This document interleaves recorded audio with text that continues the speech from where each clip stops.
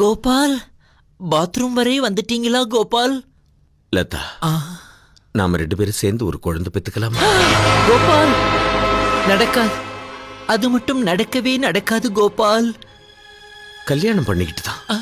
அப்பவும் நடக்காது கோபால். ஏன்? ஏன்னா அவரே போனதுக்கு அப்புறம் எதுக்காக வேஸ்டா ஒரு கர்ப்பப்பைன்னு அதை நான் தானம் செய்து விட்டேன் கோபால். பரவாயில்ல லதா, நான் ஒரு குழந்தை, நீ ஒரு குழந்தையா இருப்ப. அப்பவும் நடக்காது கோபால். அப்போ சிரிச்சு சிரிச்சு பேசினது, என் கூட ஆடி பாடினது அத்தனையும் நடிப்பா? சொல்லு லதா, நடிப்பா? இல்லை இல்லை இல்லை.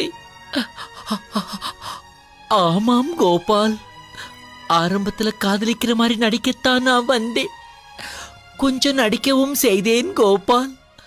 ஆனா தூய்மையான உங்கள் அன்புக்கு முன்னால் என்னுடைய நடிப்பு தோத்து போச்சு கோபால், தோத்து போச்சு. நான் எவ்வளவோ முயற்சி செய்தும் என்னால நடிக்க முடியலே கோபால், நடிக்க முடியலே. இப்பவும் நான் சொல்றேன் கோபால், என் உள்ளத்திலே அவரை தவிர வேறு யாருக்கும் இடமில்லை. நீங்க வாங்கி தருகிற வீடுகள் பொருட்களை எல்லாம் நான் வச்சுக்கிறேன். ஆனா என்ன நீங்க வச்சுக்க முடியாது கோபால், வச்சுக்க முடியாது.